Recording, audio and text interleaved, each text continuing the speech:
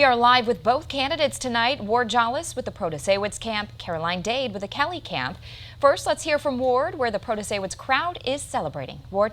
Well, yeah, Amber and Lance, it is really ecstatic in this room right now because for the first time in 15 years, the Liberals will have the majority on the Wisconsin Supreme Court. And as you can tell by the noise and just the sheer atmosphere behind me, the Protasiewicz campaign here tonight is celebrating. Now, let's talk about these results. Protasiewicz took a pretty substantial lead immediately with a 20-point margin over Dan Kelly when polls closed and holding a double-digit lead ever since. Now, if you've been with us for any election coverage in the past, you probably know elections in Wisconsin usually come down to just a few counties, and one of them that we talk about a lot is Waukesha County. Usually, conservative candidates need to carry this county by huge margins, and while Kelly was winning there, it's not by nearly as much as winning conservative candidates have in the past.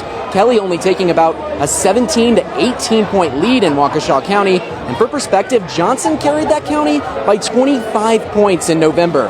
And it's much the same across the rest of the state right now. Protasiewicz is overperforming in Dane County, the Milwaukee suburbs, and just about every swing county you can name. And because of that, the Protasiewicz campaign took home the win in this race less than an hour after polls closed. And if you know anything about Wisconsin politics, that is a landslide. Here's Judge Janet just moments ago.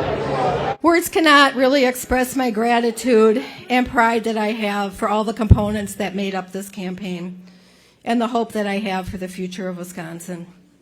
It is the absolute honor of a lifetime to be elected as your next justice on the Wisconsin Supreme Court.